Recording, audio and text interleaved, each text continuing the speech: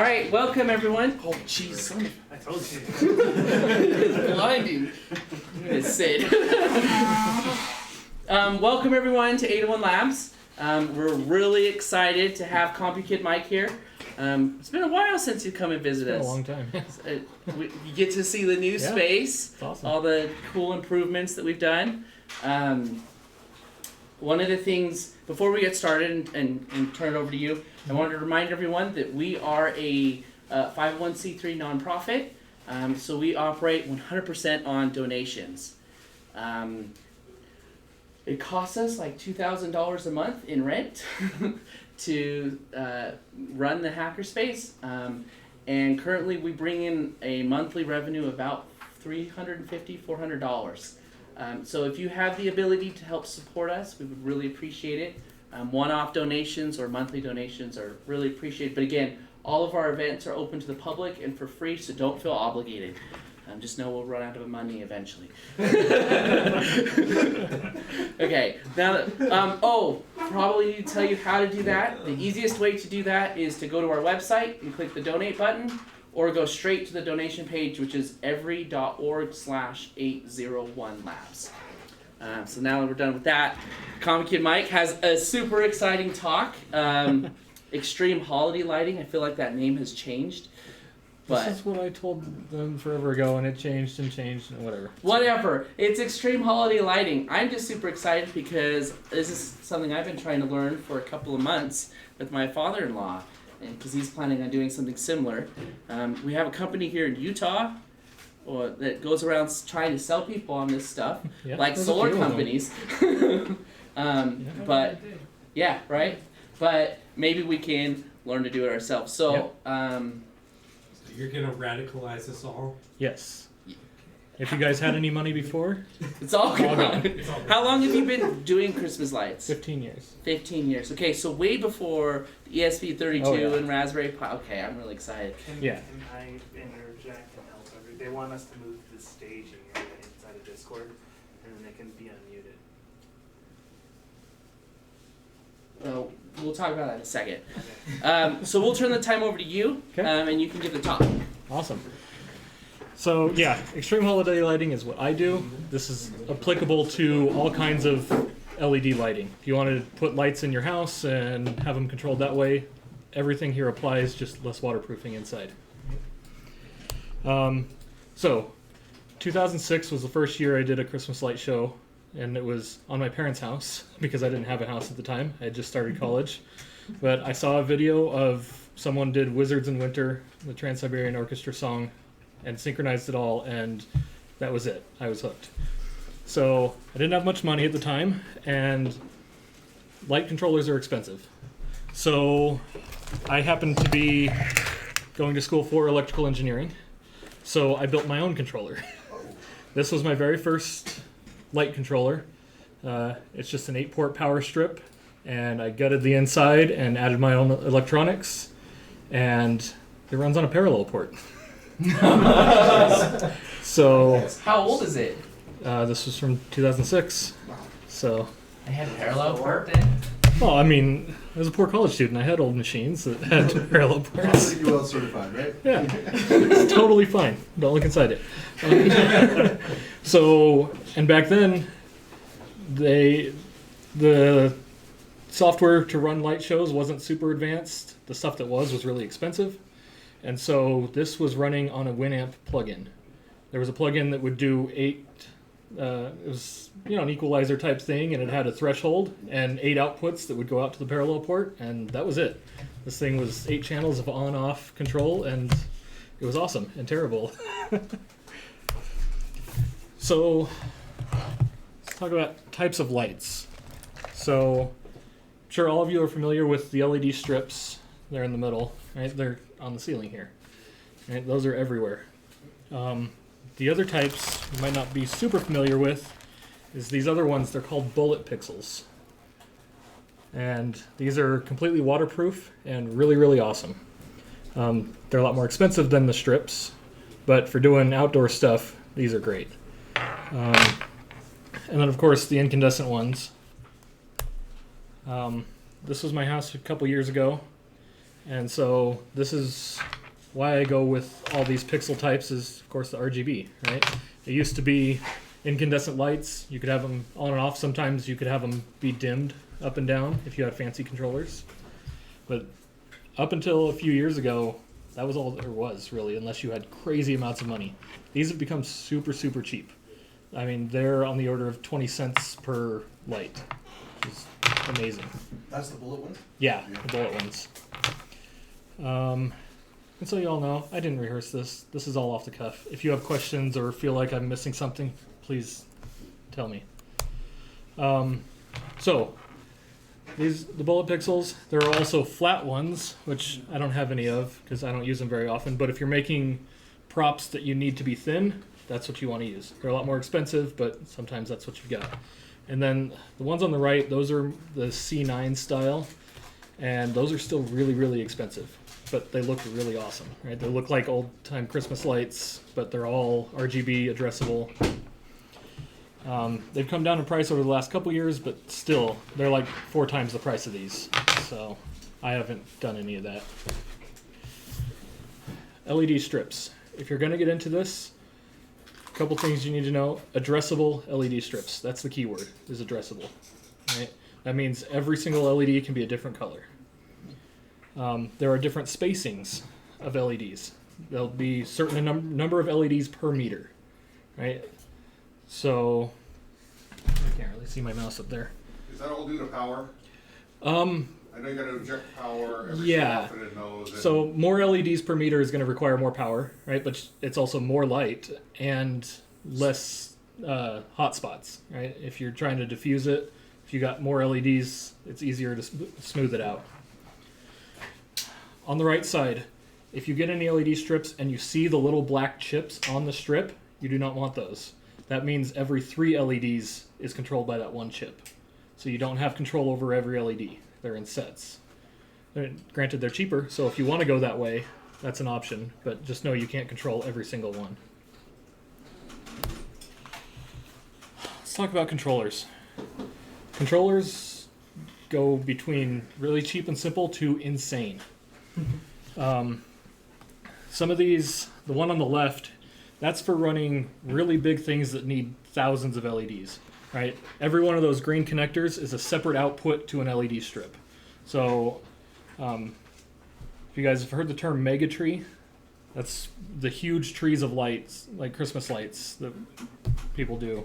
That's what this is for, right? So every string has got its own output because it can be hundreds, and every output is limited on number of pixels that you can run it. Usually the limit is 500-ish. The controllers all vary, but 500 is a decent number to stick with. The one on the right is called a Differential Controller. And what this does is those are RJ45 connectors, and you run an Ethernet cable out to wherever your device is, and then there is, on the right, this receiver that then has the outputs to the strips. And so you don't have to have controllers everywhere, right? This one on the left is a smaller differential controller, right? Less number of outputs, but it's a lot less expensive, right? This one on the right is a couple $100. This one on the left is like $50. So there are hundreds of different ones, and it can get insane and confusing, but I have a solution for everyone, so don't worry. If you've got more money than time, you can buy ready-to-run controllers. These are in a box with pigtails, already connected, power supply is wired up. I mean, they're expensive and you pay for it, but if you can do that, that's awesome. This is what I'm changing over to. The thing on the left is an ESP32 with an Ethernet port. That's the critical part. Doing wireless for any kind of light show is a recipe for frustration. It's laggy, it stutters, you know, you guys know Wi-Fi. Interference, it's horrible. So Ethernet is important. The ones on the left are actually made by a guy here in Utah, and he sells them on Tindy, and that's what I ran most of my show on this year. The one on the right is called, it's either Dig Quad or Dig Quad, I don't know how they pronounce it. One of the really nice things about it is there are fuses on the outputs, right? It's safer, It's nicer, a little more expensive. Yeah, You said run your show. Do you like run like the music on your show and I do. everything? yes, Like a radio station? yeah, Okay. yeah, absolutely. You gonna talk about that? Yeah, Okay, sweet. Sorry, keep going. yeah, you're good. I'm excited. So the cable you're running, does it matter what kind? It's just any Cat 5, right? Yeah, just Cat 5. So, I guess I should be more clear. These ones are abusing Cat 5. They're not running a network, right? They are just spitting out data over the twisted pairs. It's just easier to run RJ45. Yes, and it's already twisted. It's, yeah, It's wonderful. they're using RS-485 transceivers, so it's great. These are actually running a network. Right? They're ESP32s, they're on a network.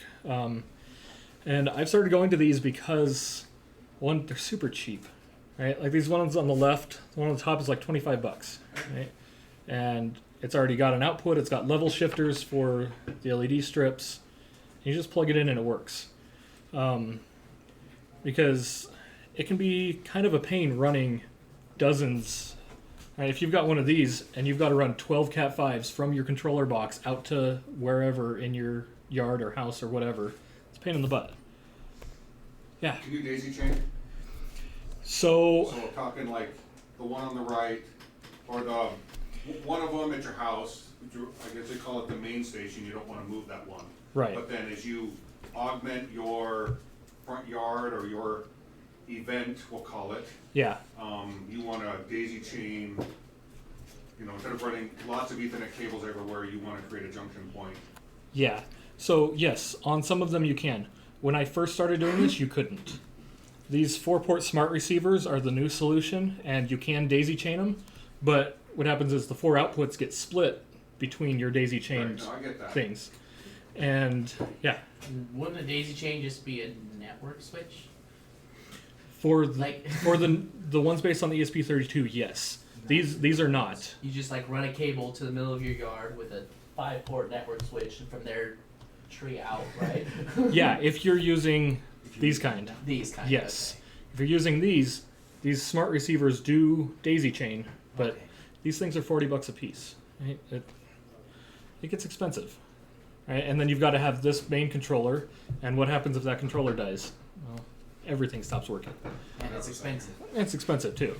Right? But yeah, these things have gotten a lot more complex since I started doing this.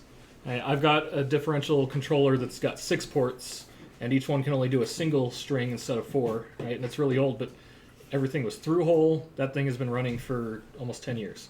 No problems. These newer ones, I mean, those are giant surface mount chips, and people have had problems with them, right? So that's why I've been going to these. They're cheap, they're replaceable, and I do, like you were saying, Mike, I run a network cable out to a switch in a box and start out from there. Because it's just easier, less cables, less pain. And which models are these? So the one on the right is called a dig quad or dig quad, however they want to do that. I do have a whole thing of links at the end, and the one on the left, I have a link to it. And this is being recorded, so Yes. you can watch the video later on YouTube. Okay. Yeah. My wife is gonna need that because that's why I'm here. All right. So some people have already mentioned power injection. Let's talk about power injection. So.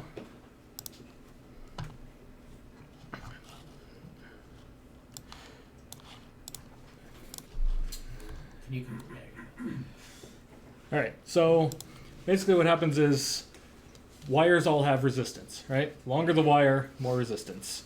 And that causes voltage drop, which means you need to add voltage down your line of lights. How far that is depends on a lot of things. How big is your wire? How much power are you using? What voltage are you using? So power injection is super critical if you're doing more than about 100 lights. Right? If you're doing strings of 300 plus, this is, you can't get away from this. So there are different ways of injecting power. This is also where I didn't create a slide for this. 5-volt versus 12-volt LEDs. Okay, if you're doing a single string like these up here, it's 5 meters long. That's fine. 5 volts is fine.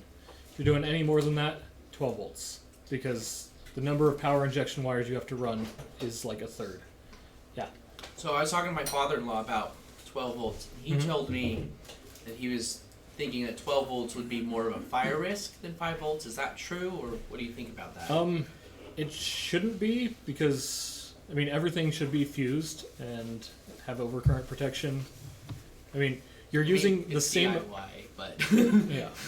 You're using the same amount of power, right? You're trading voltage for current. So more voltage, less current. Same amount of power. So fire risk is pretty much the same. okay. That's what I thought, but I just wanted to make sure. Yeah. It also gets scary when you need like a 5-volt, 300-watt power supply. It's a lot of amps. So 12 volts. That's where it's at. 5-volt would be more dangerous because of the higher amperage. Because Yeah. the worry isn't a spark; it's overheating. Yep.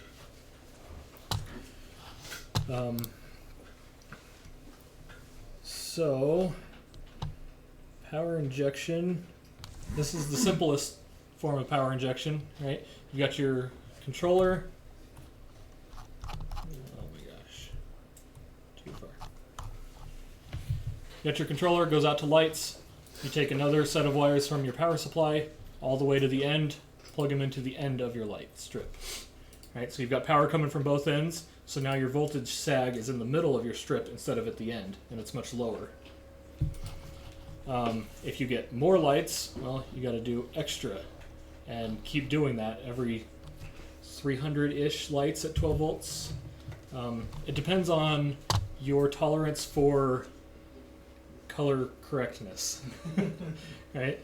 Blue starts dying off first, so if you've got issues, your lights will start to look more red where there's not enough power.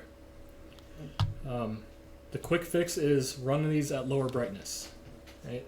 At full brightness, they take a ridiculous amount of power, and they don't get a whole lot brighter past 50%-ish. Right? You can use multiple power supplies, but it gets weird.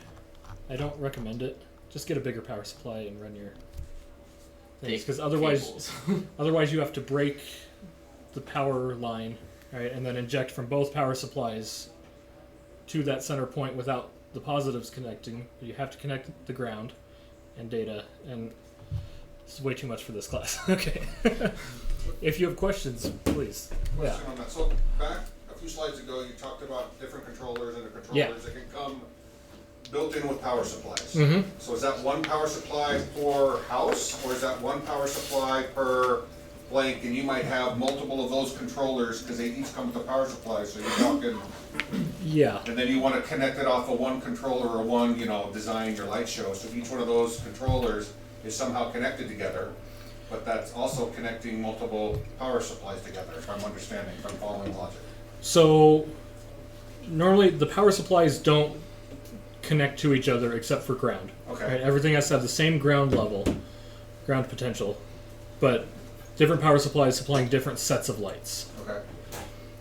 Does that make sense? It does, so that means if I'm daisy chaining, we'll use the word daisy chaining again, but if I'm daisy chaining controllers Mm-hmm. to each other so that I can have one, basically I look at it as one master controller Uh-huh. controlling all the child controllers. Yeah. Even though each of the controllers have a power supply built into them, it's not causing a problem because those power supplies are only for the downstream and not the upstream.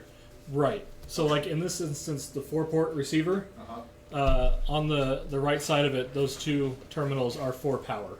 Okay. And that powers what's connected to that board only. Okay. And then it's just data going back to the main controller. Okay, so as long as, okay, so if I have a controller coming, if I have a line coming from controller A to controller B, and I've got power in controller A and controller B, how do I tell is the controller able to know that, line coming down this one into this port, don't send power up because power's coming down to it? Okay, so what's coming over the Cat5 cable is just data. There's no power or Okay. anything like that. This needs its own power supply with it to Sure, no, I power. got that, but Yeah. Each string of lights only gets power from its controller, and you don't connect one string of lights to multiple controllers. nope, I got that. But how do so I put in, you know, a buddy of mine's got his whole house designed up, but he's got it off of, he's got like 6 controllers sitting out there in boxes in his yard. Uh-huh. He's got them all tied together.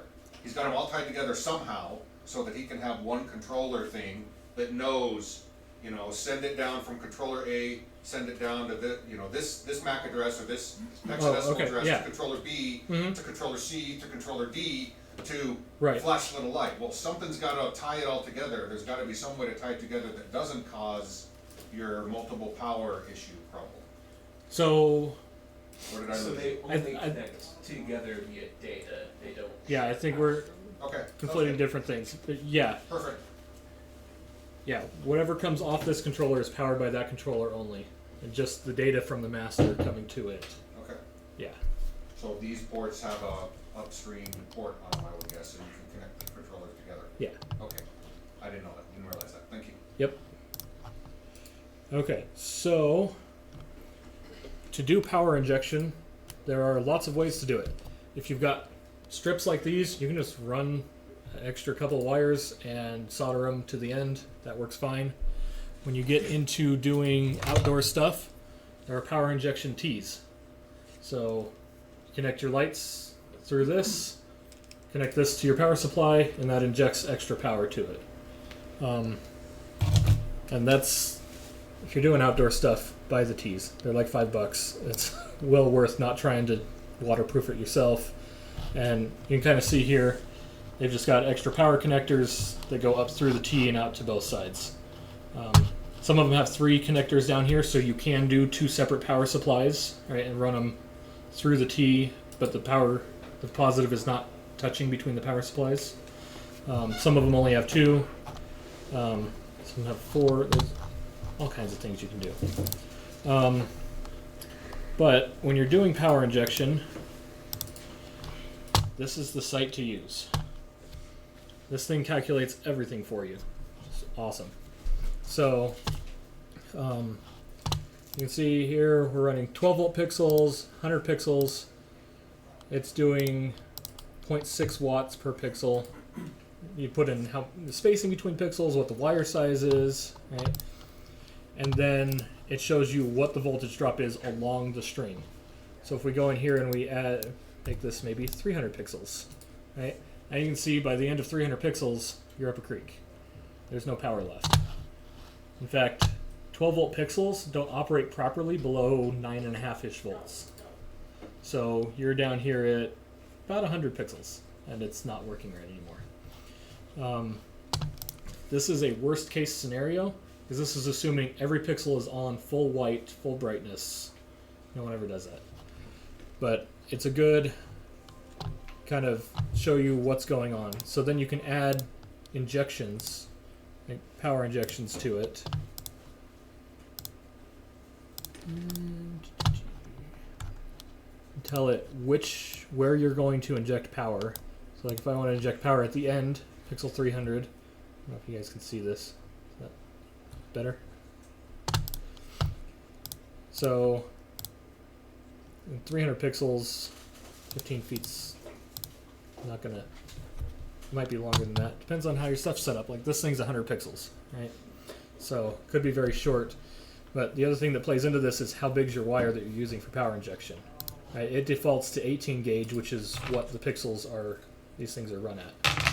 So if we add that power to the end, now this is what it looks like. This is probably usable, right? Even at full brightness.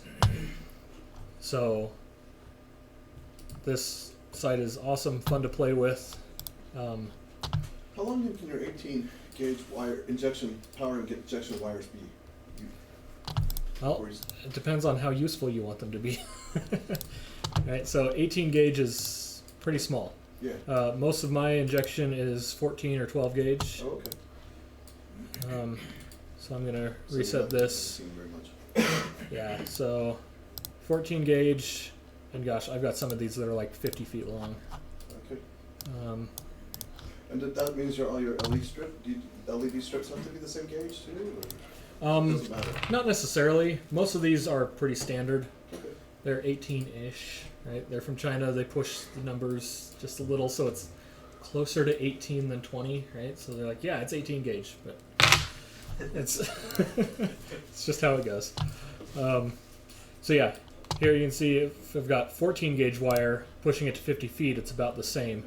If I change this to 18 gauge at 50 feet, it's not going to be nearly as good, right? Now you've still got going into your red here where it's not going to work right. So wire gauge is important. That's why this site is amazing. Put it all in there, figure it out, play with it, show you everything you need to know about that. And so do the T's come in different gauges? Because that's the one you had looked like it was 18 to me. It is. It's 18. And it's one of those things where for short distances, it's fine. Okay. Right? And so most of mine, it's 18 gauge here, but from this, it's 14 or 12 or whatever. Got it. Thanks. You're fine as long as you don't go bigger than that, right? What do you, Power connector, as long as your power line isn't bigger than that, you're fine. It can be smaller. bigger in what way? Like physically bigger wires? Or Meaning the gauge, yeah, I mean, you wouldn't want to go, like you a know, 9. I mean, it's just bigger wire. It's Right, okay. totally fine. Yeah. So the bigger the wire, the less voltage drop you're going to have, right? Less resistance. So But it's more expensive. exactly, it's more expensive and it's a pain to deal with, right? It's thicker. It doesn't. No, work Yeah. This stuff is 14 gauge, like landscape wire, and it's a pain in the butt to deal with, right? But this thing's like 50 feet long, and so that's what you need. But, So if you're looking at putting something up permanently year round, I'm talking like on the side of the house where you got the jellyfish ones, but you want to Yeah. get yourself a higher gauge wire that's better shielded, thicker wire. Yeah. Longevity is probably better than yeah, something you got to haul down every yeah, definitely. 11 months or whatever. Yeah, absolutely. Okay. All right.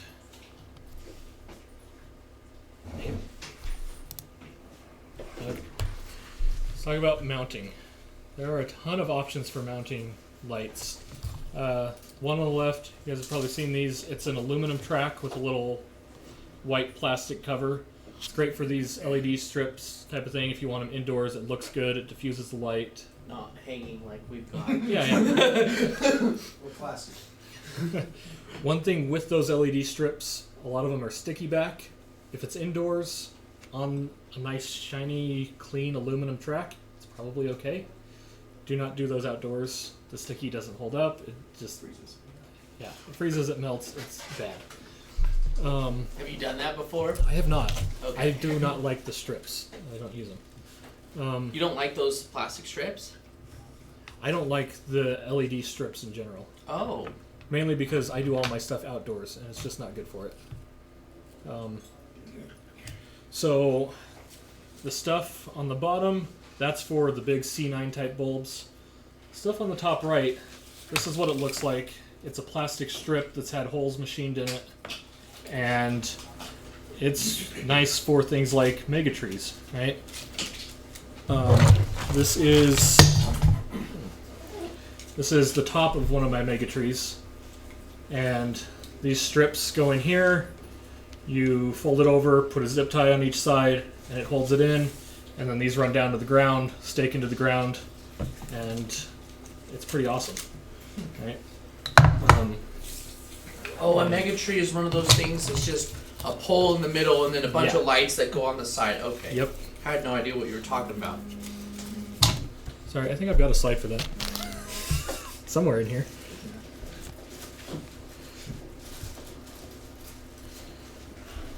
So much easier to try to put on a real tree. Right? Cut all our trees down. Just do a Yeah, mega tree. don't put it on a real tree, especially pine trees. Pine Do not- trees, yeah. So don't sticky. put- oh my gosh, I made that mistake once and only once. Yeah. Okay. Window frames. Everyone likes to do window frames with their Christmas lights. This is how I did mine because I have vinyl siding. This stuff is called J-channel, and it's what's used to trim windows and everything. If you kind of turn it the other way around, and you can screw it together, and these things just clip onto my window frames. So it's super simple. These take 10 minutes to put up every year.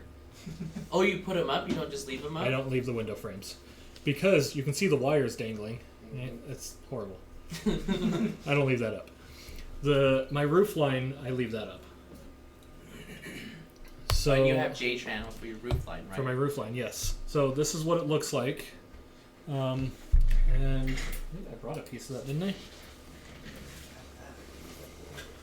Oh, yeah, it's up here. Here, I'll grab it. So, thank you. So yeah, this is what it looks like. This is half of it, right? This is one piece of J channel, and then I take another one and put it over here, screws through them, and the second one leave the end open, and that just clips up under the eaves on my house.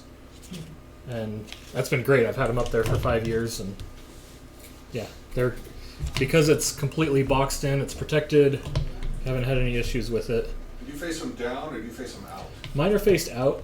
I know a lot of people like them face down. I wasn't sure. Yeah, because I do the light shows, right, I like them facing out. But yeah, if you want the jellyfish effect. So I guess, is there enough room in one of those? Is there enough room in that to face them up and down?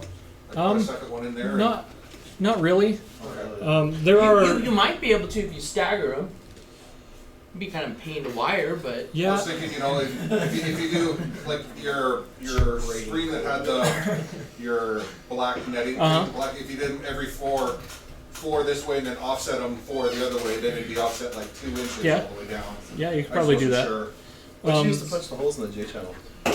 That's one of the things I've got. Awesome. I've got a slide for that. Oh, sorry. I'm just looking But at it. Why do I need that? That's it's out of order. complicated. Okay, Or did you use a drill? I did use a drill press. That's what I would do. So I made a jig, and it was at the spacing I needed, and I used a socket that was almost exactly 12 millimeters on the outside diameter, and so I would just drill a hole, pop it over onto that, drill the next hole, just pop it over, and just yeah, it worked great. Yeah. Actually, while we're on this, let me show you. This is one of the vendor links I've got. So did you do 8-footer J channels or just 12 feet. 12 foot? Yeah.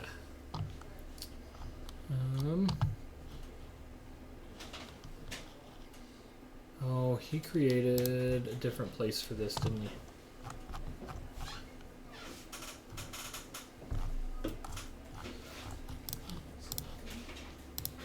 This guy is local. He's in Lehigh, and he made what's it called? Oh, that's what it's called. Permatrack. well, yeah, I've seen pictures of this. Yeah, this stuff is awesome, and if it had existed when I did mine, I would have bought it. So it's metal. It's got holes on the side or the bottom, whichever you like, and it's really not that expensive. How does it mount? Is it Um, screw it in or what? so I think it's There got you these plates that you screw in and then clip it in. And I assume you just pinch it and put it in and let it. Yep.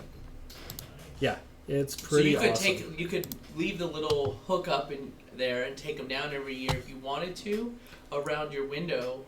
You probably could, yeah. Interesting. So 50-foot pack for $200. It's, considering how much work it is to do it yourself, it's well worth it. Yeah. So it seems like every time I do something myself, then a couple years later, someone's like, "Hey, I have this nice product for that." Well, that would have been nice. You must be on the forefront of everything. Apparently. And then people see what you do and like, I could do that and sell it. Yeah, right? I need to start doing that. All right, so props for doing light shows. Tons of things exist. Coroplast is a really popular thing. That's what these are made out of. They're super lightweight. You can get, snowflakes, arches, little trees that fold up. This stuff is a mesh. It's made out of the same stuff these strips are, but you can do a matrix and do pictures, images, video, whatever you want. but you know, a lot of pixels, a lot of money. Pixels. What do you mean by pixels? I'm lost on that. Is that a light? Yeah, every light is a pixel. I got it. Okay. They're NeoPixels, right? Is that their name? Kind of. Well, that's Adafruit's Oh. trademarked That's a brand name Yeah. for a specific Okay, got it. WS2812 LED Yeah. strip. Okay. Never mind. Yeah, Adafruit's got the NeoPixels, but yeah, it varies. It's all the same. Yeah, we just call them pixels because it's easier. So this year, I did something very different than what I usually do. Normally I've got, you know, half a dozen songs all synchronized to music and everything. I didn't have time this year and we wanted to do this. So this was a walkthrough type thing. So there was a path through my front yard and we did the story of Elf, right? Buddy the Elf's journey, you know, through the 7 levels of the Candy Cane Forest and everything. That's awesome. That's awesome. It was amazing. Did you do a YouTube video of the walkthrough? I've got one, yeah. Let's So- watch that afterwards. That's amazing. Yeah, so we did the candy canes. We only did 6 levels, but don't tell anyone. Maybe the North Poles count as another level, right? Finding it is the first level. Yeah, yeah. So, and then we did the Sea of Gumdrops, right? Those gumdrops, no one makes those. And so we vacuum molded 50 of those. You just got to the dollar store and got those little white roller hats or something. I looked at the dollar store. I did. And yeah. And of course, right now, they actually have something that's the perfect shape, but it's different season. And then we did the Lincoln Tunnel. This one was all incandescent lights, and it was a ridiculous number. And I don't know if you've ever gone through light shows and looked up close. This is what it looks like everywhere. Just wires everywhere. So it's kind of a terrible shot, but that box that you had back, does that not get wet? it does. I'll You'll fix I'll show you that. Yeah. Yeah. So this is what it looked like in the snow. It was That really cool looks looking. cool. Yeah. Here's a mega tree, There's a mega tree. or it's a half mega tree because you can't It's see the back flat. anyway. It's a mini mega tree. But it's was it like 14 feet tall, something like that. So How many people walked through it, would you say? a lot, more than I expected. Actually, it's pretty good. Yeah. Okay, so permanent controllers. This is what's mounted on the side of my house. This is what usually runs my show. So I've got a network switch. On top of it is a BeagleBone. And that's the little Linux computer. It's like a Raspberry Pi. And then the thing on the right is my controller that goes out to the receiver boards in the yard. And that's what I used for the longest time. And like I said, now I'm going to the other type. This thing on the right is my FM transmitter. And it's just a USB audio device. Okay, storage. If you get into this, Oh yeah. every That's box the up part my there, wife will hate. yeah, every tub up there is full of light stuff. And that's the stuff that fits in totes. Then there's this. This is all the candy cane stuff I added this year. And I've got the window frames and the, yeah. Thankfully, I have a big shop I can store this in. But When he says yeah. big shop, it's like bigger than the hackerspace big. It's huge. Well, not quite, but yeah, it's big. Yeah. It's that big. Yeah, it's awesome. That's why I bought my house.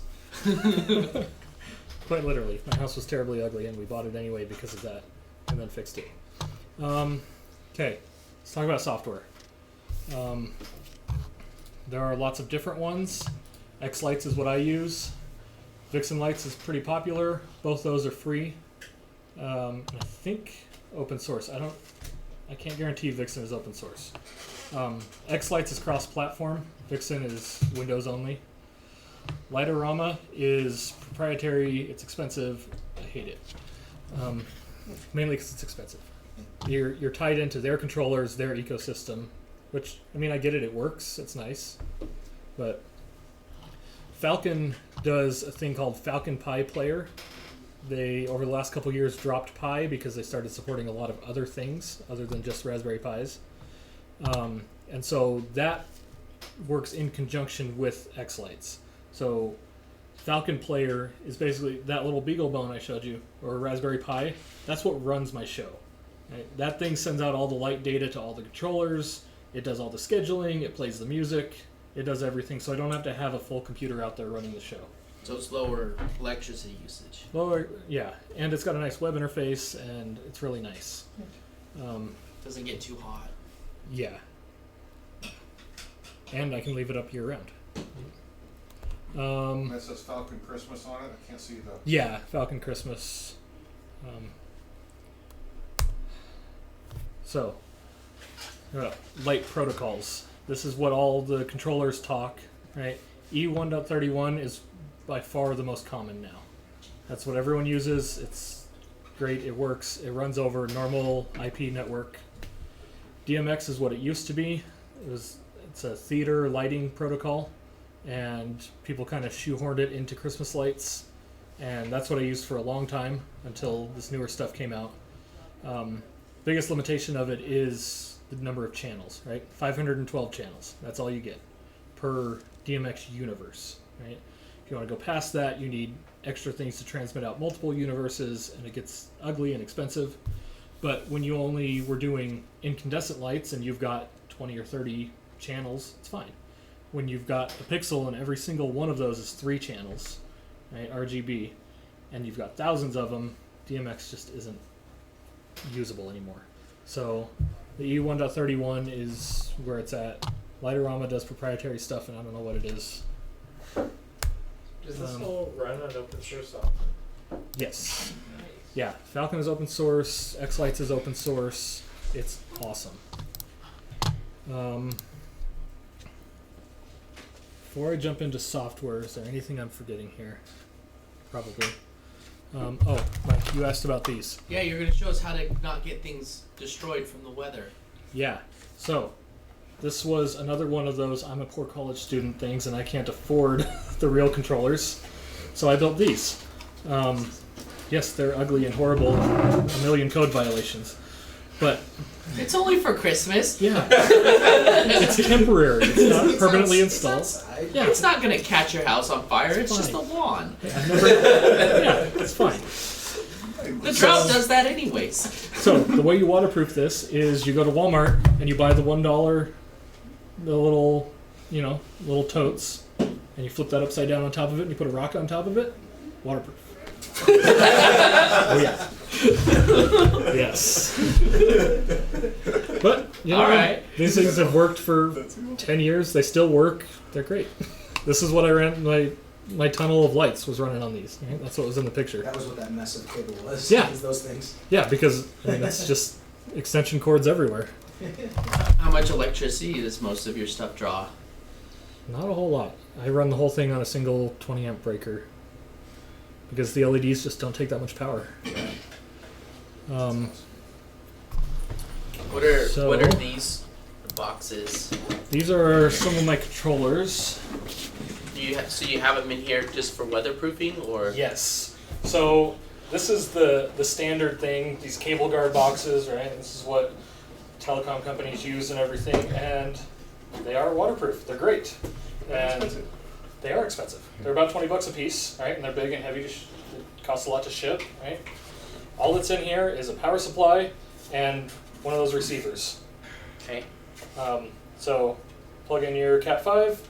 It's got an output to your pixels and a couple wires for power injection. That's it. You said only $20. That's really not too bad. It's not too bad, right? I'll bet we can find it cheaper. Is it? Yes. Is it a 12-volt power supply? Yes, it's a 12 volt, 300 watt power supply. Is there anything we need to know about power supplies? Like, are there good brands and bad brands? There are. Basically, you go with Meanwell power supplies. They're still from China, but they're the best ones that are reasonably priced. They're pretty much good enough. They'll last. They're not going to burn your house down. Right? Have you ever used computers power supplies? I haven't for this. I'm sure you could. It's just like See why most not. of us probably have them sitting around. That's true. Yeah. Repurpose them. Yeah, it's not a bad idea. Go for it. And computers are 12 volt anyways. A lot of it, yeah. So So that works. Yeah, it's a good idea. The problem with these is you can't really set them on the ground this way, right? Because the bottom's not really sealed. They're meant to go on a wall. Yeah, but I find myself changing layouts every year, right? They are meant to be mounted. They can be mounted to a pole here. I do that for my big tree. There were a couple of these boxes mounted on the pole. They work great for that. This year, I changed everything up and went with these. These are plastic ammo boxes from Harbor Freight. They're $5. Yeah. And It's the same boxes they used for SaneCon for the Tamper Evident Challenge. yeah. So in here, I've got my 12-volt power supply, my little controller, and it's in a plastic bag so it doesn't touch the metal power supply. Because I was out of time this year and didn't have time to 3D print nice brackets for all this. So that's it. Oh, is that the one that's running all of these right now? Yeah, this is the one that's running everything here. Do you not have issues with like heat in the little box since there's Um, low air I mean, flow? it's So- outside during winter. exactly. It's normally at 30 degrees and it's fine, right? And these aren't running during the day when the sun's shining on it, right? It only runs at night. And they were all in the Yes, snow, so. and I never saw snow melted around them, so they didn't get too hot. Alright. How much is the power supply? So Uh, $5 for the box. I'm trying to remember, those power supplies are $20-ish. They're not too bad. And then I just got some cheap cable glands off AliExpress. You know, if you remember to order them in time, you can wait a month. So did you just drill holes in that Yep. box? Just drill holes in the box, put these in, and then it's all waterproof. That's what we should The lid build too. those. Like you've got what looks like a slot for that wire to come out. I don't have a Throw that slot. too. I just abuse my Cat5 cables and shove it in there and close it. But I mean, you know, the lip goes down over the edge, right? It's water's not going up that way, right? Probably. It's totally fine. And they're in plastic bags. Yeah. Get some of it. And then yeah, I will put, you know, a little like Netgear 5-port switch in one of these and then run them out from there, and yeah. It doesn't have to be fancy. It just has to work. So, yeah. Alright, sorry. So No, why you're did you totally go fine. with this one over this one? Because it sounded like this is the same price. You know, by the time you buy the power supply. Fine. Well, you still gotta buy the power supply. Oh, that was the $20 was without the power supply. Yeah, just the plastic box. Got you. Yeah, yeah. Okay, that Yeah. makes sense. And these are big and bulky, and these are convenient. Have a handle. Not so obtrusive. Yeah. Easier to hide. Yeah, darker. Yeah. So.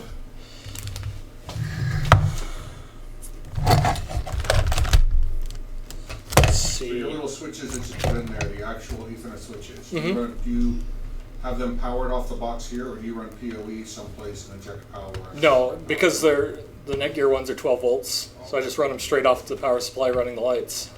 So you just like cut the transformer off the cable and Yep, wire it straight to the wire to the power supply. Yeah, absolutely.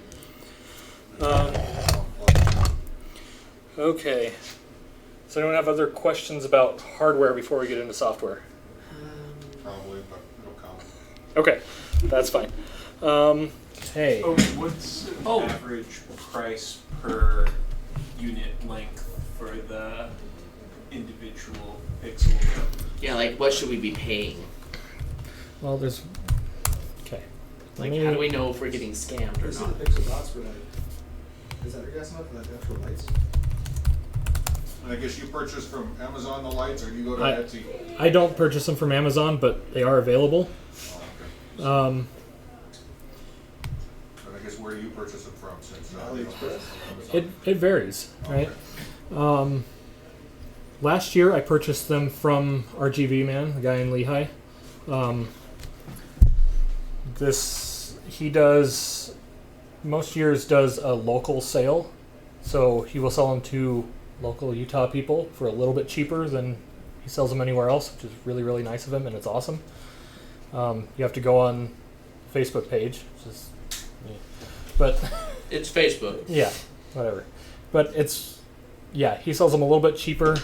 I can't really say what his prices are because he doesn't want that public. And that's RGB Man? Yeah, RGB Man. And I will give you guys the Facebook thing after this. But so this 500.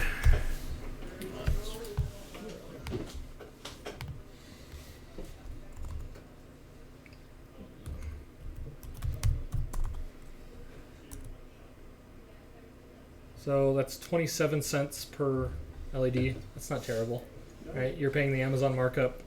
20 cents or less is decent prices. And a lot of vendors that sell these for Christmas light enthusiasts, they do pre-sales this time of year. So they're cheaper because you buy them and then you wait 3 or 4 months for them to be made and shipped on a boat, right? And then get them later. So one of the big companies is Holiday Coro. I don't know if their sale is still going on. Doesn't look like it. They did theirs really early this year. But yeah, 20 cents a light is a decent price. If you can get it cheaper than that, that's awesome. But How much do you think a total setup would be to trim your house and your windows? It's on the size. depends on so many things. Let's say your house, right? What would you guess? Just because I'm like, we're gonna have to compare against like commercial competitors, and we're curious That's fair. how Okay. how much cheaper it would be to do it yourself versus paying someone else, right? Okay, so I've got approximately 200 pixels across my roof line. And So that covers how many feet? Uh, What's your spacing? it's 3 inches. It's about a little less than 50 feet. So, yeah, if you can get them at 20 cents, that's $40 for the pixels. What do we figure the track was? 50 feet was $200. So you're in at 250. You need a controller, power supply. So we're probably all in less than 500. Oh yeah, absolutely. Isn't And the Jellyfish competitors are like like thousands, right? It's insane. Granted, there's a lot of installation labor too. Right, yeah. Right. Paying for somebody, so how much is your time worth versus? exactly. Yeah. Exactly. somebody else? Yeah, And chances are it might come with a small warranty where they'll come out and fix something. that's true. The other thing you have to worry about is what kind of controller are they using? Can you do what you want with it, or is it just you've got their app that you have to use and it only does a few things and that's it? Right? Open source is the best for that. Open source is awesome. So But- question on this candy cane here that I'm staring at. Yeah. When you put the pixels inside the backing, do you have to go in a specific order? When Yes. you do it to make sure you go right, because there's no way to, Yes, absolutely. so it has to go up or down, or it has to go left or right, or whatever. Yeah. it is. So the way I did these ones is starting at the bottom, and I weaved back and forth on this side, and all the way around, and then went straight down this. There are lots of different methods on how to do this. If you buy these props from one of these big companies, they've already got it laid out for you with directions, numbers, everything, right? So that can be really nice. When you buy it from them, it also comes with a model that you can put into X-Lights that already has them laid out in the right order and everything.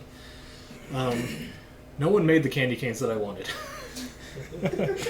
So there are companies that make these big candy canes, and then they make little candy canes, right?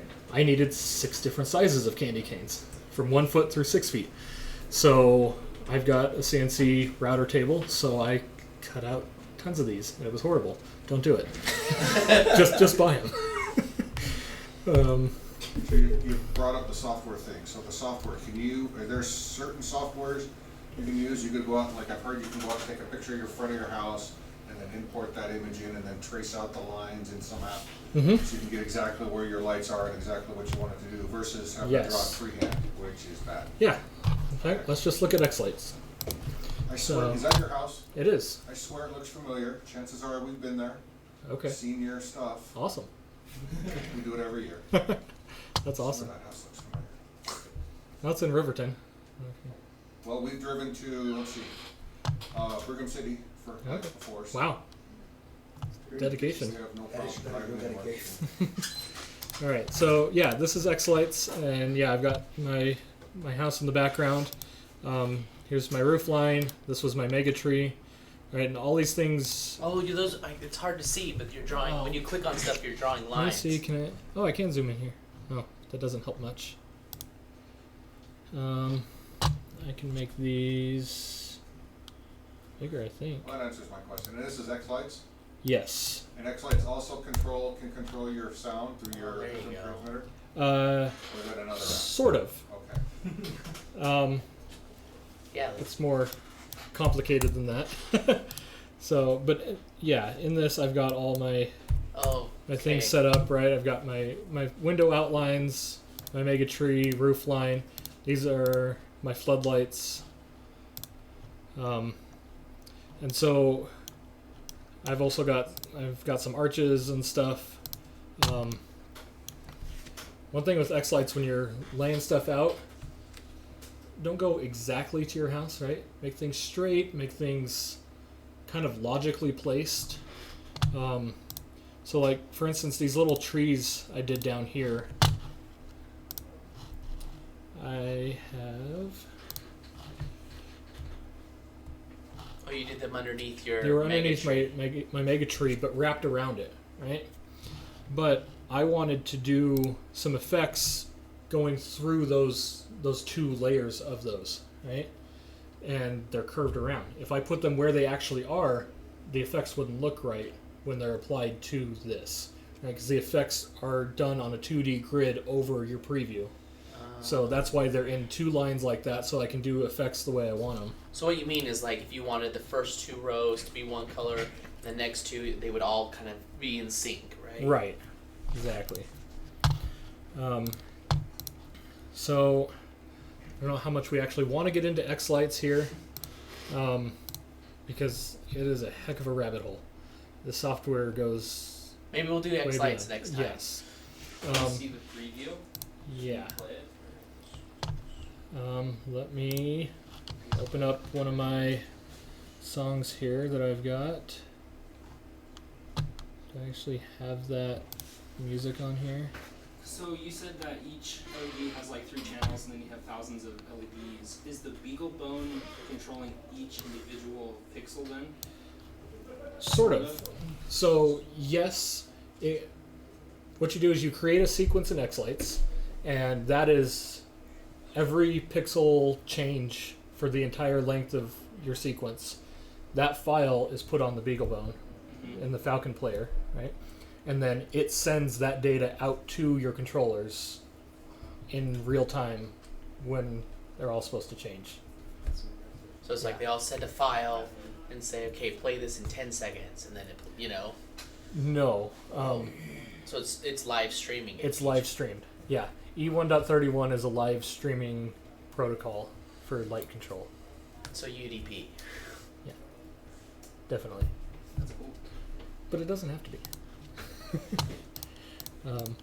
You can. So I'm trying to wonder, is it? It may be UDP, but it can be multicast or it can be unicast. Do you use multicast? I don't. It's not worth the. Because I don't have multiple things doing the same thing. Oh, okay. That's the only time the multicast would be helpful. Right. Let me open this one of them.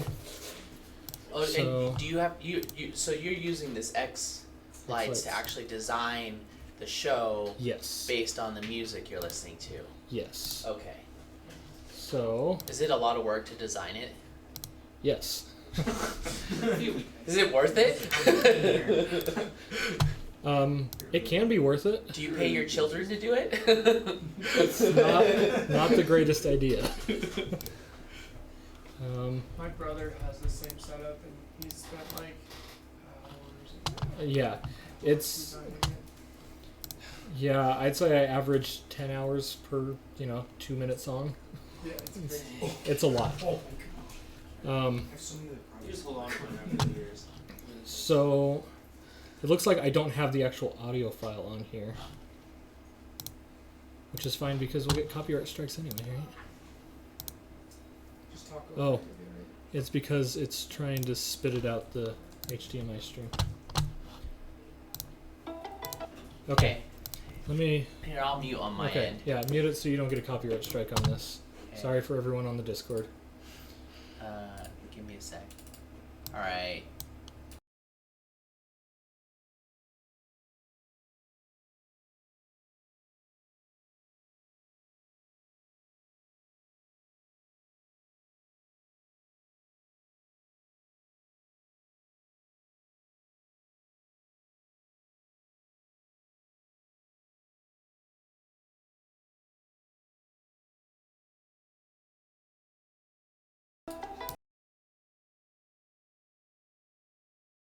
first.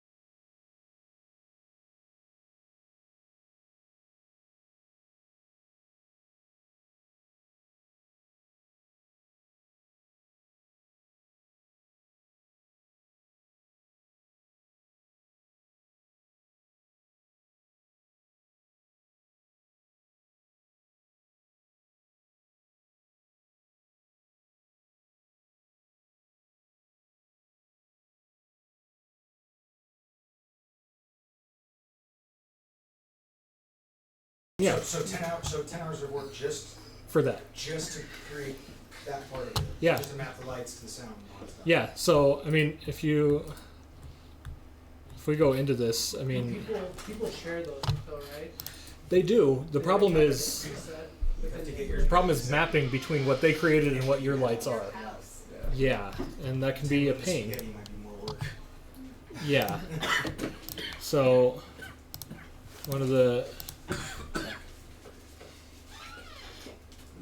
see if I've You went got down the wrong pipe. so yeah, some of this is folded in and you can't see it in here, but yeah, it gets crazy trying to do this, right? So how do you do the radio part of it? Is that through So, X-Lights? Or? that is through Falcon Player. And essentially, right, it's a Raspberry Pi or a Beagle Bone or whatever audio device you've got connected to it, it will play the MP3 along with sending out all the light data. So it's a separate thing. With X-Lights, there is a companion program, I think it's X Scheduler, something like that, and you can have it run from your computer, but it's so much nicer just to have it on a Raspberry Pi doing its own thing. So you just have a timer and you turn this thing on, like between 1 hour and the next Yeah. every night? let me.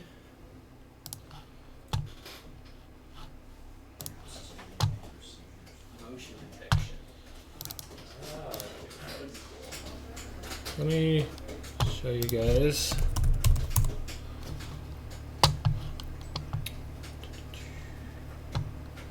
Maybe. There was one house, I forget which state it was in, but they were getting so much traffic, the city put limits on. Yeah, how many that cars they happens. can. Has that happened to you? No, hasn't happened to me. There's a house there's a house over by where we live that they do a Halloween show, and the neighbors the city neighbor people there have inflicted a time to only do it Fridays and Saturday nights between this time and this time, because for blocks and blocks on either side of the house, people will park their cars wherever and come and sit and watch this 20-minute show that is just phenomenal. That's We have 20 minutes of people bringing lawn chairs, sitting in the street to watch it because there's just no room. that's awesome. It's the one in Davidson? Yeah. Cool. Oh, nice. I've seen that one. Yep. Down in the gully. Yeah. Yep. Yeah, they're off Okay. 54th. No, not Park. So Nice. this is what Falcon Player looks like, and there's a lot of red on there. It's mad at me because all my other controllers are offline. Oh, it's like it's not Christmas anymore. Yeah, all that stuff is gone. So you have to sync Falcon Player up with the start time of the the light show. There's nothing to tie them together. So, okay, so Falcon Player, what its job is to take the files from X-Lights and the audio and it handles playing that and sending it out to the controllers. Okay. And I so, don't know if you were in there with 2 mouse clicks trying to click 2 play buttons. heck no. You know? So in here you can set up schedules, basically start and end dates, what days of the week, start time. So I do like sunset minus 20 minutes, right?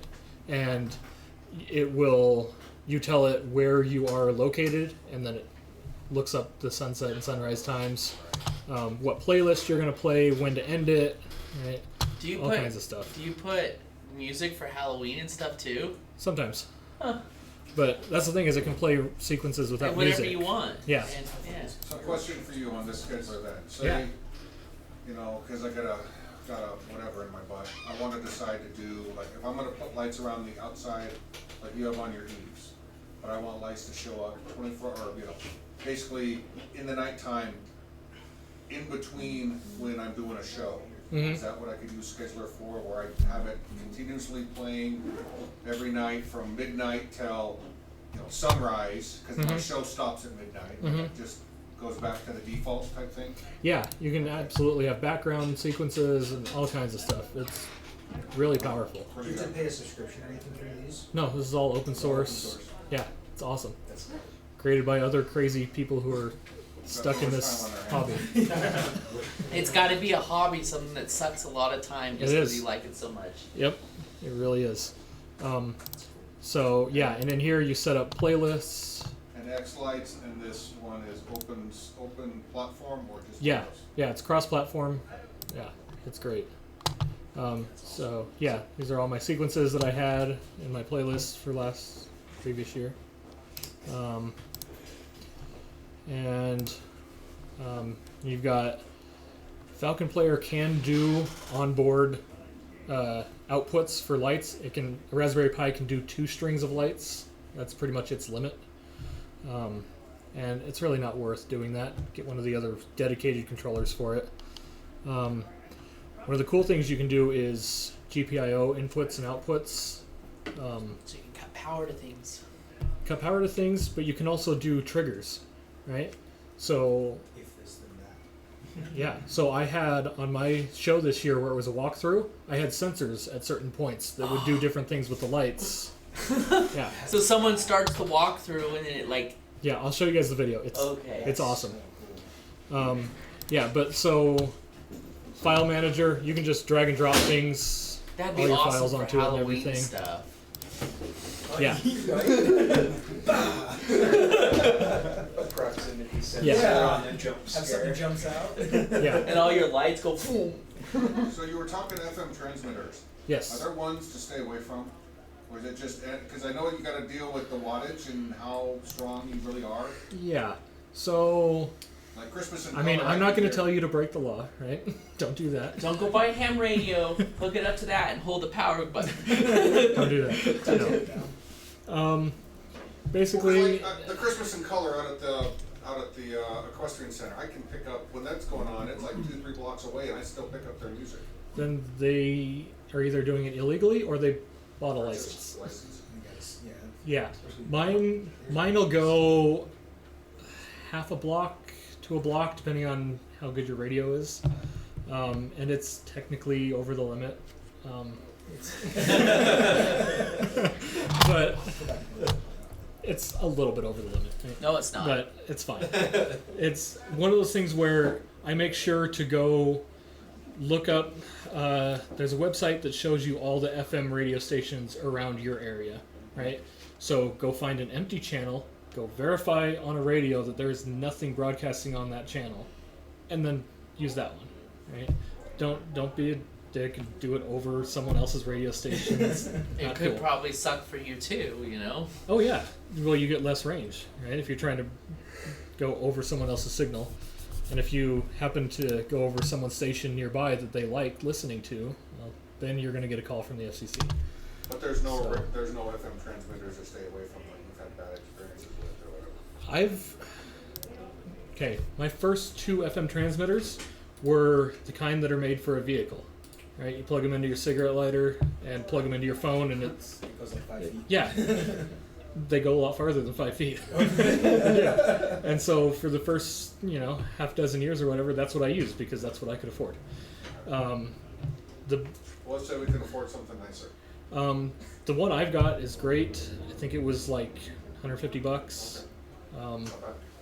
Yeah, I would say get one that has a 3.5 millimeter input. Mine does not. The newer model that came out a year later did. So I'm stuck with USB audio. And the Raspberry Pis have problems with that. And so that's why I have a BeagleBone running it, is because it doesn't have that issue. So there are random incompatibility things. That said, Raspberry Pis aren't known for their audio quality on outputs. So It's going over FM radio anyways. that's true. But, You want it to sound Yes. good. yeah. Especially when you do whatever you're I was interested gonna in. say, if you guys Right. spend that much time on a freaking light show, you better hear my music. Yeah. Better sound good. So, yeah, don't buy the cheapest FM transmitter you can get, right? But You could always get it. You could always go for the internet radio streaming method. no.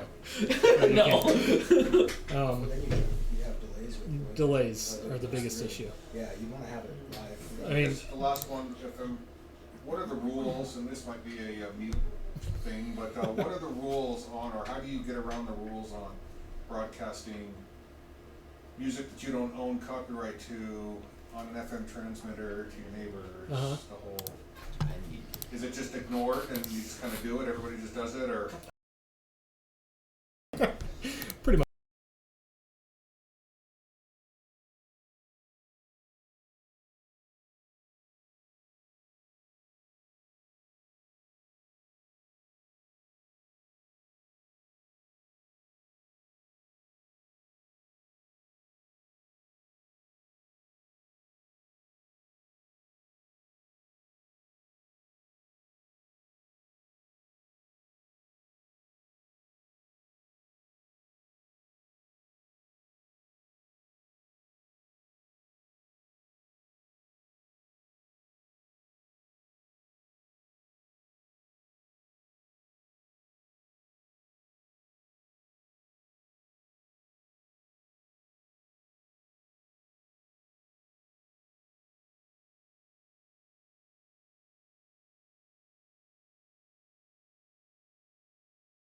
Yeah, but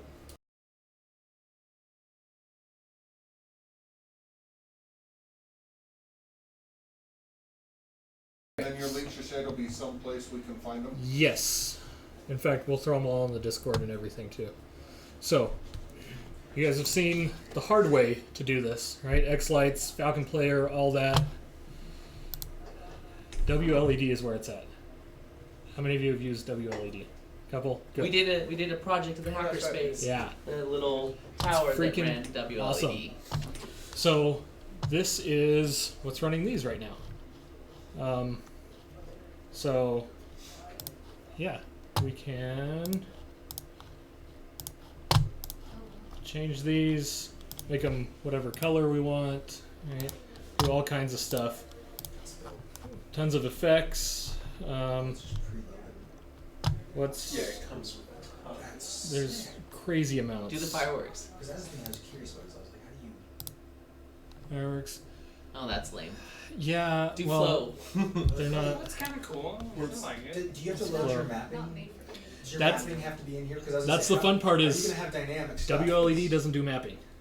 Doesn't. It's like here's a line of pixels, do something with it. I think right? it does, but it's I hard to have use. not There's a JSON. Is there? Well, you can With, do like, stuff with coordinates? the segments. That's true. You could do segments and do. Okay, yeah. I haven't done that. It's hard. So here's the deal. We've been trying to figure it out because you can like change the mapping of the order of the LEDs. Yeah. So basically, the reason I've gone to WLED is like things like my roof line, right? I don't want to go into X-Lights, create a sequence, make a schedule, all that to make them red, white, and blue on the holidays, right? It's a pain in the butt. I've done it. It sucks. And then I end up just not doing it and forgetting about it. With this, I can just pull it up on my phone, hit do this, and it's there. The great thing about this is if you go into your configuration, down in here, not in there, What LED? I never remember. Would it be sync Sync interface? interfaces. Right here, Oh. real time. E1.31. So this thing, X-Lights and Falcon Player will just stream pixel data to it. So we can run our show. It'll ignore what the settings are, play the show, and then when it's done, go back to the normal settings. Yes. Wow. It's beautiful. But is that like going back to his question where it goes to the background or whatever? Does it just cut off and then this takes over, or do you have to have that set to? So How do you have that transition?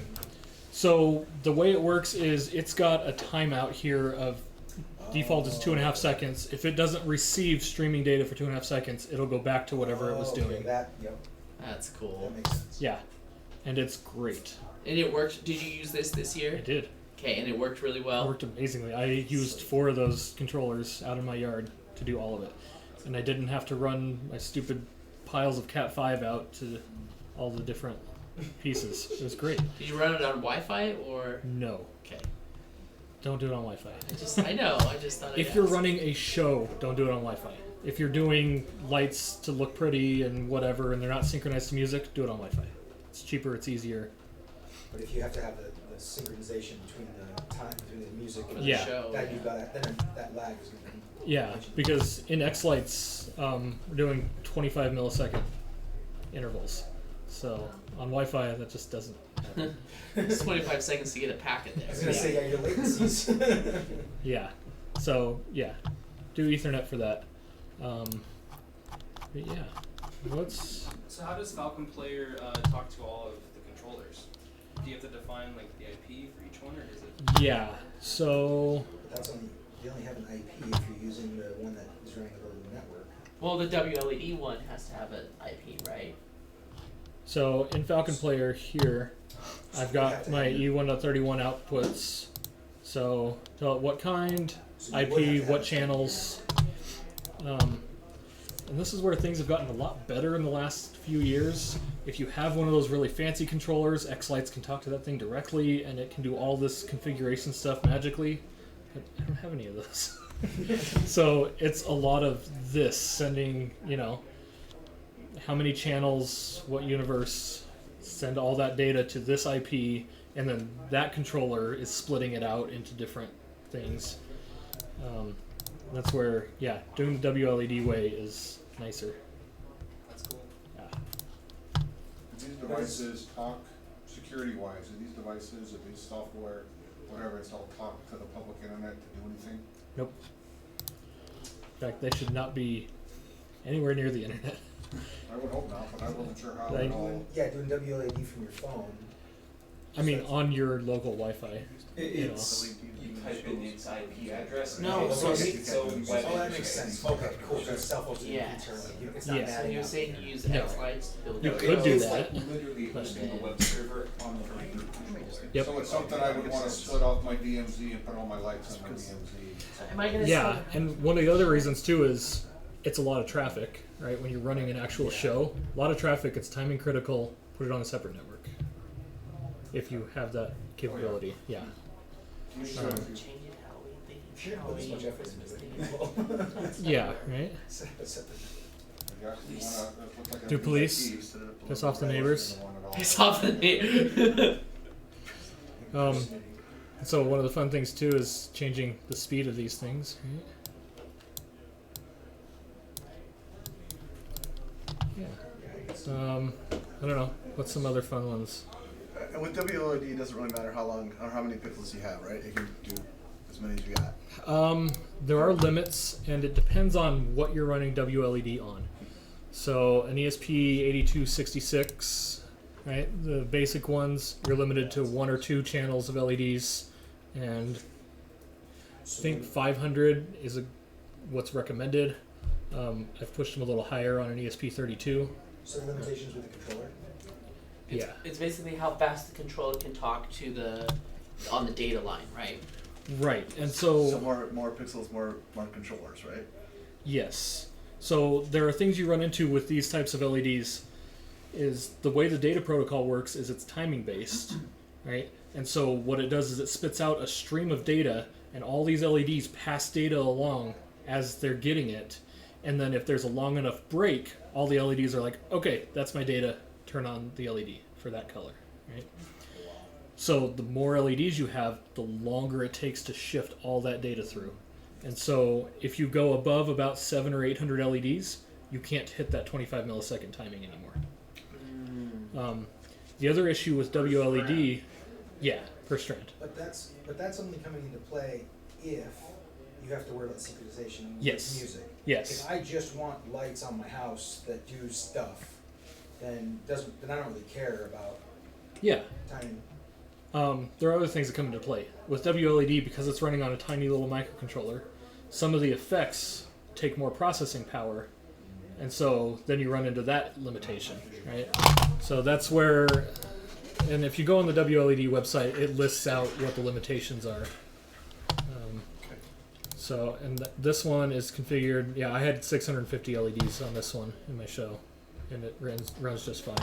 How many pixels did you have in your old show? I've got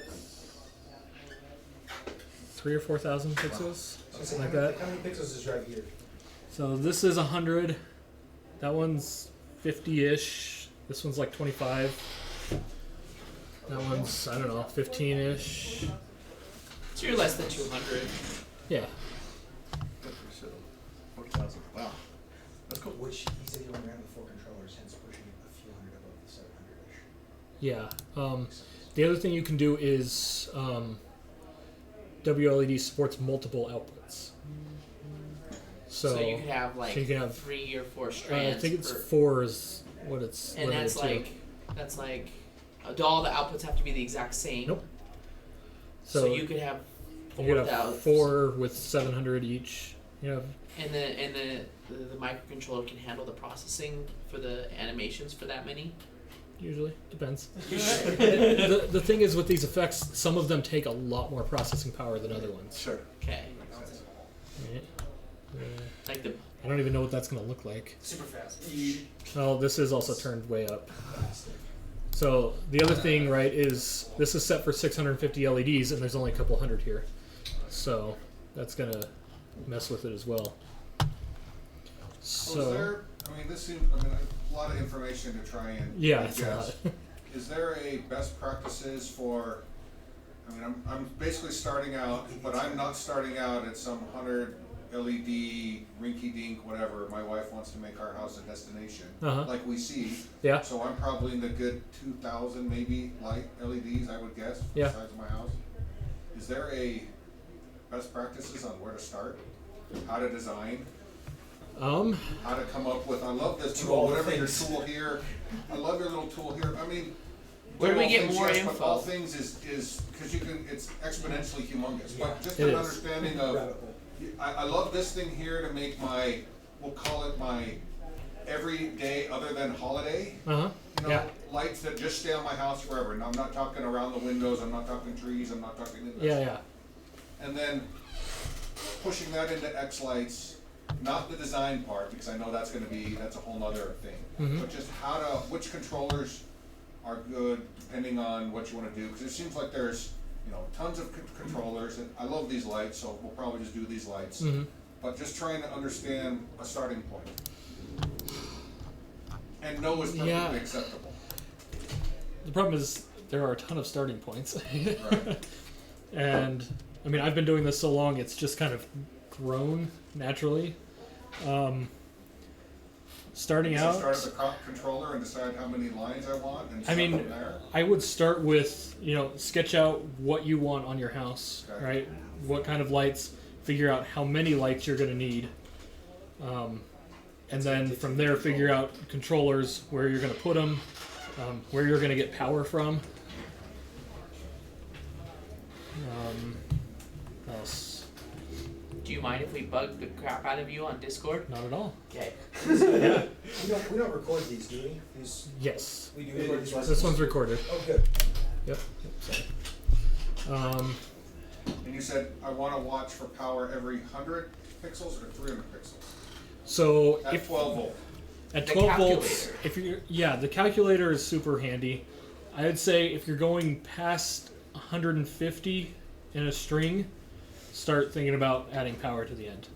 And again, it depends on, are you concerned with how bright they are, right? So let me throw this back on solid so you guys can see. And if we go white, is that not white? No. That's full white. So yeah, it gets really bright, and this is a well-lit room. It hurts at night, right? Yeah. It gets washed out, and so if you turn the brightness down, then all your power injection stuff might not be super necessary, right? I tend to run mine 50% brightness. But I guess you want to plan for the worst case scenario, because you might in the future decide you want to do something stupid. Sure, yeah. And so, you know. Or make a But mistake. you got to weigh the trade-off of, is the extra money worth that possibility? When you're saying extra money, it's just another power supply, right? More power And- supply, and- thicker and wire. another wire, I get that. Yeah, extra injection points. It spirals. And you can probably, your little track that came around, wherever that went to, Mm-hmm. your little J track, you could probably, it looks like that J track could fit, if that's the wire and you got on this side, you could fit another, run another power line Yeah, down the middle of that J track. no Absolutely. problem. And it looks like your other track, whatever website you took us to, yeah, looks like that's definitely big enough to also, hang power every 150 lights down the line oh of your yeah, house. definitely. Yeah, And then across the house, if you're across your eaves, you said you're 3 inches yes. across the eaves? Let me find that picture. Yeah, So that's 3 inches. That's across 3 the eaves, inches. Pointing down. No, pointing out. mine are pointing out, and these are the floodlights hanging down under there. And Oh, it's I've actually colored floodlight. got one of these. Yeah, it's a 10 watt RGB LED. Oh, really? Oh wow. So, yeah. Just Velcroed on the wall, or what do you do? No, they've got these little brackets, and Oh, it's attached up under the eaves. Okay. Those also permanently. Yeah, those are permanently up there. And those you wire into the same thing you've got? Yeah, yeah, same J thing. channel? They're not part of the J channel. It's a separate. No, as in right. they're wired into the J channel, you got a little stuck out, or there's a separate wires. It's a separate run across the roof line for these. There are command strips Mm-hmm. that are made. They're not command strips, but it's the same idea. That are made for exterior. Oh, okay. And they are stupid strong. Like Really? I have power strips and like sensors and stuff that are this big Uh-huh. that have been stuck in my eaves. And I got too lazy to take them down, so they've been there for like 3 years. Oh, wow. They're just sitting Okay. there. But it's glorified Velcro. It's just adhesive, and then it's Velcro in the middle, except that it's like plastic Velcro, so it's really Okay. strong.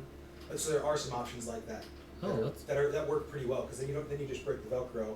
Yeah. The adhesive stays put, Okay. and so that's options too if you don't want to have big lights permanently sticking. Okay. in the house. Yeah, that's awesome. I can find out what they're actually called. I think it's made by Scotch. Okay. That's kind of nice for intruder, flood lamp, lights up. the whole Yeah. Repurpose your sensors. I was more thinking Yeah. Chevy Chase vacation, Yeah. So I know that I've set WLED up with my home automation software Mm-hmm. because it's so open. You can do basically whatever you want, and it's really interesting. You can do a lot of cool stuff. So something like a floodlight for an intruder, you could do all kinds of things with your home automation systems too. What did you use? You said you used sensors, Yes. like little proximity motion sensor things or something. So I used it's like a beam break sensor, Okay. and it had a little retro reflector on the one side, and it was just across a few feet the opening. Garage door opener. Yeah, Garage sensors. that type of thing. Yeah.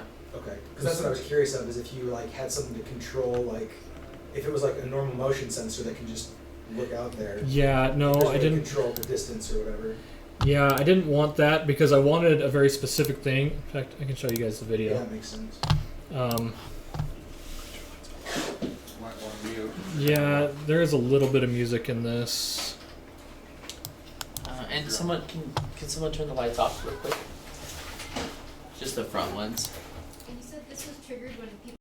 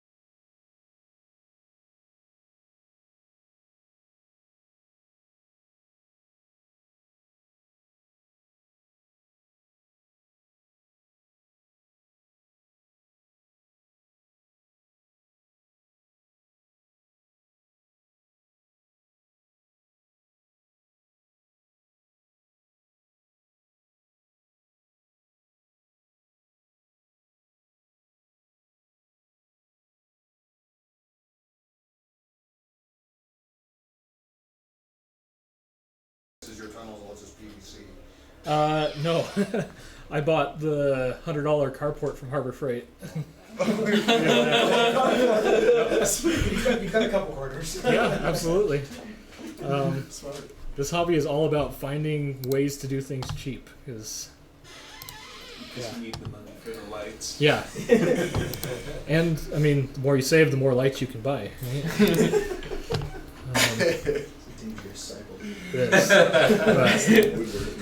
But yeah, like these little Merry Christmas skylines here, one of the main reasons we did those is hide all the ugly stuff behind them. That's where all the power boxes are and stuff. That's funny. Yeah. Nice. So, one thing I forgot to mention on these pixels, connectors are kind of a thing in this. They are different between manufacturers. No. Yes. So, Like the shop for sales. no. You can buy these pigtails, right, from whatever vendor you choose and solder them onto all your stuff, which is what I did for a long time. Sounds like a lot of work. It is. It really is. So my recommendation on that is find a vendor, stick with them, so everything has the right connectors. Otherwise, yeah, it's a lot of cutting them off, soldering on the right ones. This year I went with a new vendor, and I've now got a split in all my stuff. Like, this is the old stuff with this connector, this is the new stuff with this connector. Why They did don't you mix. split? Why'd you change? Because I purchased from the guy in Lehigh this year, and yeah, and it was a really good deal. And if I can keep getting them from him, then Why not? You found your new it's worth ecosystem. changing. Yeah. Yeah. So Yep. it sounds like that guy in Layton, or Lehigh or wherever, Mhm. has a friends and family discount thing? Is it a... He's got a local, Okay. so I each didn't know, year. was it invite page to get...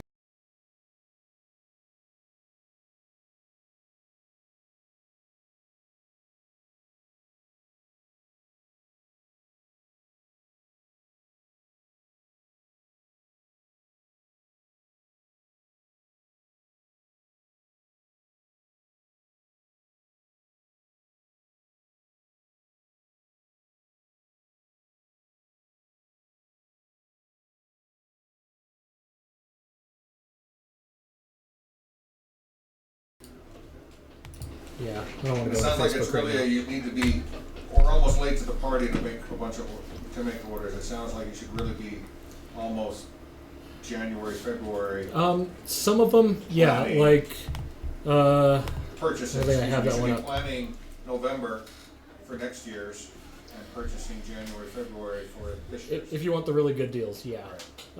His sale is going on right now, so yeah. But yeah, Holiday Coro is one of the big ones, and their sale was in January. Okay. Thank you. Cool. Yeah. So I did make a bunch of WLED controllers. Yeah. So everyone can play with them and have fun. So if you want one, I've got them here. Okay. Anything else? Any other questions? Super cool. Thanks for sharing. Thanks. All right, thank you. You kept us occupied for almost 2 hours. Oh wow. All right.